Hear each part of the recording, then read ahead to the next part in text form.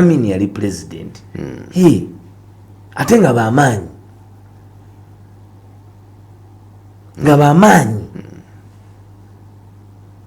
bwe kutandika mu shows ezigenda okuddako ngenda kubulira abantu abassa abantu ne basonyiyibwa olw'obuzaale bwabwe olw'obuzaale bwaki ate nga kibaddewo ebbanga kakati amagye gennyini ng'amagye kuba amagye tegaswati teri muntu agenda mu magye ayinza kukola bintu ebyo bano bamafiya bateekebwa mu magye g'eggwanga era ebyo bibeerawo mu mawanga g'abannakyemalira bakulyetinga obukundi bw'ebibiina byabwe kati ekibiina ekirina akakundi akanene akayinza okuvaayo okuwamba abantu nga tebafaayo okutemula abantu obutafa ku bantu kalina kuba kapyeroyu kubanga kebaagala okukozesa era bw'otunuulira ne fulemu yaako beebo tebagala kukozesa pyeroyu nga bawamba abantu babaagala ekifuba bazeyo mu NRA tactics kye nabagamba wano nti guno mwenge mukadde mu cupa mpya bakyusizza cupa nansabika kati piraawo naye nga be bamu aba NRA bankrupt ideology omulimu gwa NRA bankrupt ideology kutta kutulugunya kuwamba abantu era babikoze executedly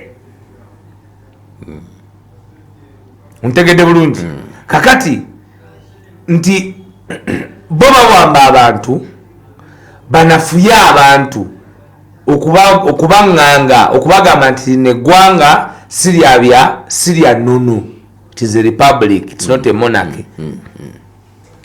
Okay, kuba monarchy ziri clear. Monarchy bwakabaka, obwakabaka kabaka bazaala muki? Bazaala muzaale. Wabawo olulyo. Era argument y'okulowooza nti osobola okukeera ku makya. Ekisooka wajjawo bwakabaka Mwankole. Mwankole wabujjawo ate ofuuka obukabaka mu ggwanga Mwankole walaga nti tekyetaagisa bali gye n'omugjawo kati ate gwolowooza nti ogenda kubeera ku bannayuganda mu 2013 Kinerugaba wagamba nti dino eggwanga Syria it's not a monarchy weerabira tulowooze nti kwolwo kyali kika kirala leero kika kirala kakati temuyinza kukozesa opportunity timugenda guza bannansi empewo obufere muli walagi mukadde mu cupa mbulandinge bupya ate nga ne cupa nayo bw'ogyetegereza ye yasitulanga walagi oli omukadde bagiyita Pal FM 107.9 ekkula eri omutwe wa bulijjo pulogulaamu gy'owulira bagiyita Namwatulira waiswa leero tulabye abamu ku abo abali bakwatiddwa mu kutambula olugendo lw'okwolekera ssetteeserezo nga bayimbuddwa nga bwe twali wano n'ogamba nti mugenda kuyungula tiimu y'abannamateeka okola ku nsonga z'abaana abakwatibwa era ekyo mwe mwakibaddemu okulaba nga bayimbulwa oba waddewo enteekateeka endala bannayuganda bali ku nsonga bali baana b'abannayuganda ate wabadde toyinza butenyigiramu abaana babasodomizinze abaana babasiyaze basibe bannaabwe anti babadde mukomera babataddemu abantu abagamba nti bamagye kyenkugamba nti si kituufu si bamagye nze abamagye bensisinkanye nga balina ennaku mu mitima gyabwe olwa profeshoni yaabwe okulinnyirirwa tomoni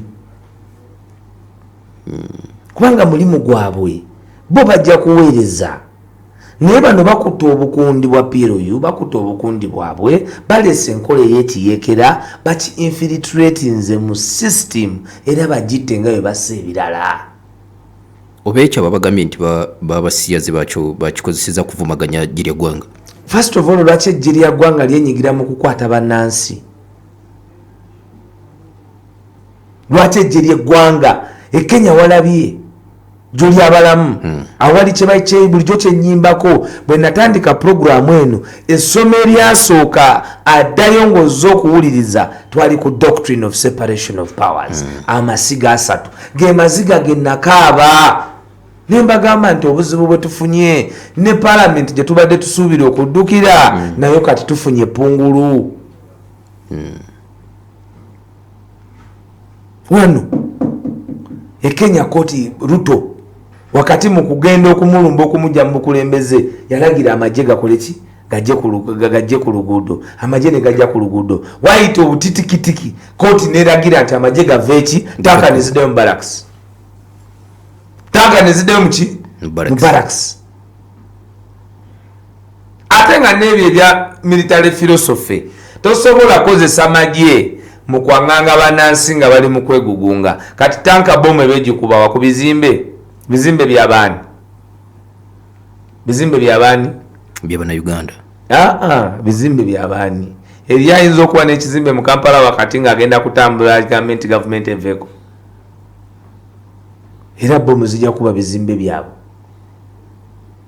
kyogamba bagenda kukola nga bwe bakola Hitler bwe yakola nti bagenda kukwata abantu bonna babakubeko bomu babatte babamalewo nti gwe wagasoma nnyo Harvard bye bakusomesa kuba mpulira onyumya nnyo nga bwe wagasoma bakusomesa nti egundi Sundance bakusomesa nti bw'oleetanga tanka mu kibuga n'okuba bomu naye kuba abantu bonna ne bamalawo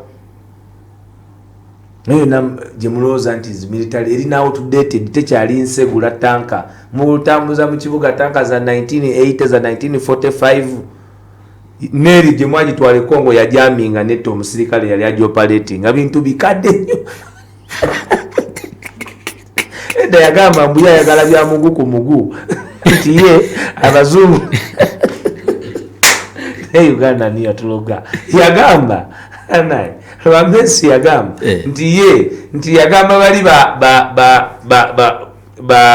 ba Gaddafi nti ye yalidde okuwayo ejje era ligenda okuba ku mugu naye nagamba nti ekibi ekiri kwaba abazungu balina empisa embi bo bateekawo no fly zone nga tebatukiriza kubuusa kugenda eritwalayo bamagye bandize ku gulawundi ate nabo nagamba munaye alina drone azita unmanned vehicles because you're behind technology ate ne mutabani wo takuyambye kubuulira biriko takuyambye ku transforminga kyova olaba mulina abilities ezikyawuddisa nga mukozesa old tactics omwana yenna gwe Kayongo kankubuulire bw'ozaala omwana n'ozaala omwana n'atayongerayo kintu mu kukyongerayo kwe kukiteekako enjawulo golooza mukwano yatandika akola buto naye kati tebakola buto oyo yaba ayongeddeyo Madivaani teyali mu leisure ne teyalina mawoteeri nga Madivaani yali ali mu bikajjo nga mweyeesiba naye kati tebalina zimada tebalina zicobe kubanga olina okubeera nga oli adventurous naye gwe n'obanga mu tactic kitaawo yajja nakuwamba kutta kutulugunya gwe era kyoyize kyoyagala okwongerayo in 2024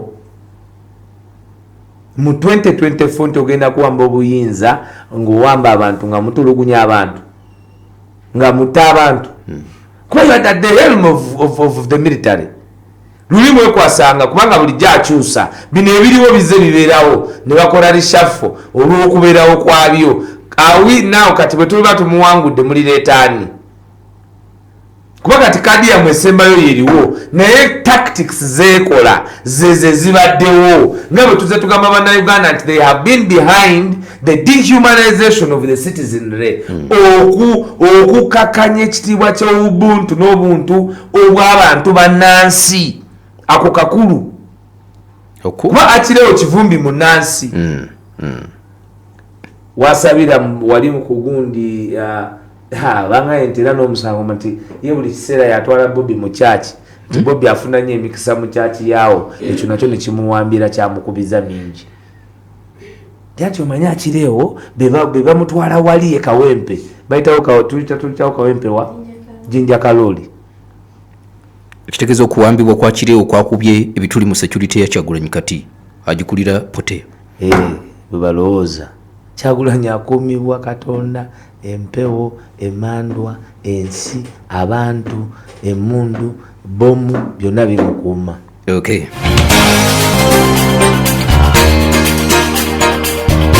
Bagiyita Pal FM 107.9 ekkula eri omutwe bulijjo tuwerabira White Star Magic sabuni wabuwunga judde ebirungo okuva mbannaffe ababidiko mumwettanire genda ku dduuka erikuli okumpi oba supermarket olabe ng'ofuna White Star Magic tuwerabira akampwa nkimpwa kyakamanyiddwa nga Newman Snacks genda ku dduuka erikuli okumpi obagambe bakuwe akampwa nkimpwa kyakamanyiddwa nga Newman Snacks olabe ng'okafuna gwakagala mu bungi osobola ogenda wali ku Active Arcade ojja kuba okafunira ddala mulungi so nga ate ggwe ali ewalako osobola okuba essimu 0702921718 0702921718 basobole okukakutuusaako awo tuwerabira bannaffe Amandera Group of Companies bannannyini ba State Tires n'amafuta ga City Oil bakutegeeza nti gwe omuvuzi w'ekidduka gula emipiira ebiri gyokka egya Linglong mu saizi yonna okolebwirwa arraignment ojja kuba weetebe mu nteekateeka ez'okuwangula emmotoka etakozesa mafuta emanyiddwa nga zero fuel.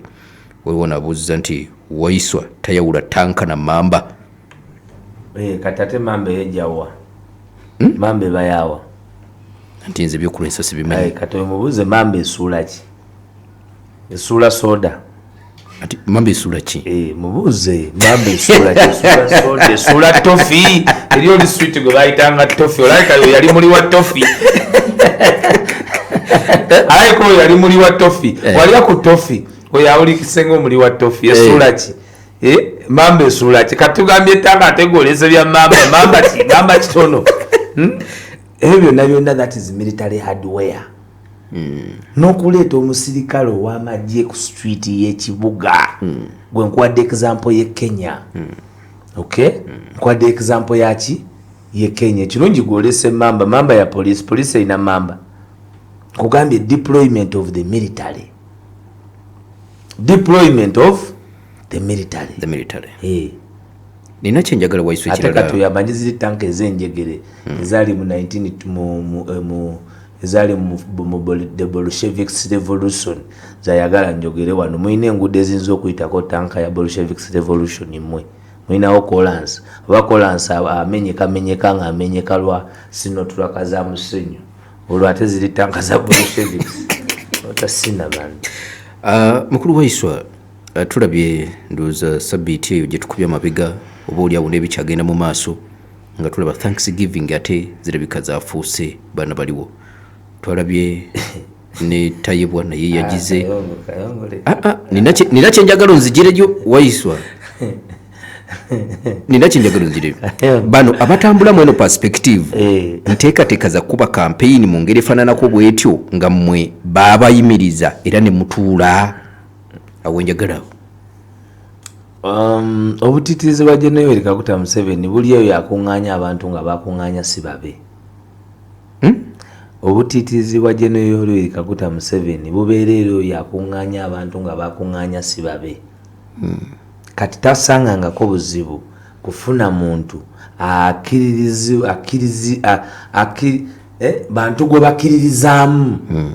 Kuba Kyagulanyi Kimufuula ow'enjawulo Robert Sentamu Ngobi abasoga bamutumba Ngobi mu West bamweta Musinguzi. Ekimufuula ow'enjawulo nti alina amasannyalaze aga Katonda n'amafuta agamufukibwako mu buweereza buno bwaliko obw'okuyitibwa okununula Uganda. Kati nebaayo abamuandastandinga nga kwekyo kabani ku ndongo. Kati nebaayo bafaani be abo abakuze naye nga wanjawulo era nga abalaga direction era nga abasinga bagobolodde bya nsuso. Kuba kyalina alina omukono ogw'omukisa totambuza naye n'otamalaayo. Totambuza na teriyo muntu yenna kebe music industry gogenda kuleeta nga yaliko ne Bobby Wine n'atamalayo amanya tugasuule.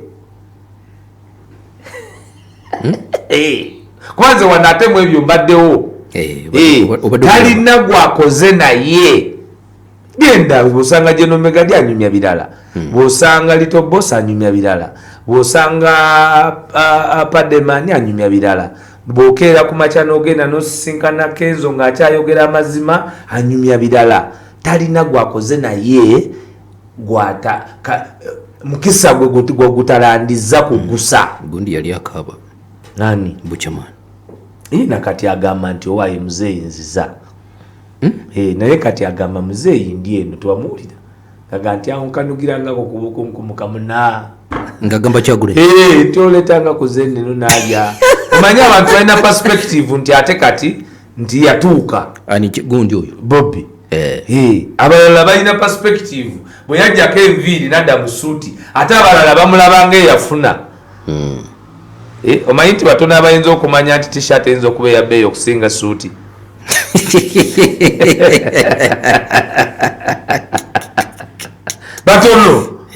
Batono olinga bw'alaba ettaayi oba ettaayi bagitungiddewo yabaga ati awo yali mutaayi. So baakutteko tebasigadde kyekimu. Kakati oyo ogenda kulwa gwe muntu kinjagala ombuulire Munnayuganda mpuliriza gwe bataddeko byonna buli kibi ekiri ku nsi kuno bakitadde ku Kyagulanyi. Muli wa Bisiyaga akolagana n'abazungu foreign infiltration Muyekera ayine mundu anywenjaga Muyaye Muganda buli kintu bakimutaddeko.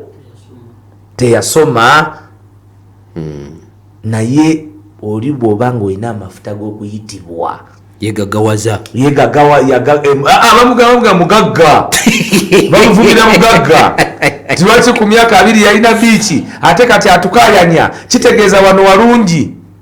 Abala bamuwako n'ekizampo nti be baamukola naye nga bo bye yakubyakoze tebabikoze nti n'atamwagala avaayo n'agamba abantu ng'ekizampo nti Bobi Wine nze namukola because he is an inspirational story. Gwe bw'ovaayo n'oga nti nze namukola kitegeeza nti bali b'oyogereramu baagala okumanya nti omulungi oli ani yamukola. Era n'ovaayo nga tokkaanya naye bamwegomba kati naye gwe n'ovaayo n'okakasa gwe beegomba nti gwe wamukola ng'ate gwe tebakwegomba. Gwe eyakola ono. Oli okitegedde nti n'atamwagala ajja kujja akugambe nti oyo twali naye twalyako naye oyo twali bwe tuti. Bobi Wine ye munnabyabufuzi. Omanyi nze president lwayogera nfuna obudde nzekka newemba mbadde naye nenziramu kuba ndikodinga ye mulikodingira mu mutwe. Nze mba njogera ne president eno kana akalikodinga ak'oku mutwe nkateekako on. Tera kateekako mutwe naye nteekako on ne muwuliriza. Kati nfuna obudde nzekka na buli Munnayuganda njagala kino nkikusabe buli bw'owulira nga omwagala w'abangi ng'avuddeyo n'alambulula ensonga nkwegayiridde toyanguyiriza kulowooza nti omutegedde. Fumiitiriza, funa obudde wekka, ddayo kubanga nze okuva bwe mugoberedde talina waalengedde we tutatuuse. Kanzije tutandikirawo.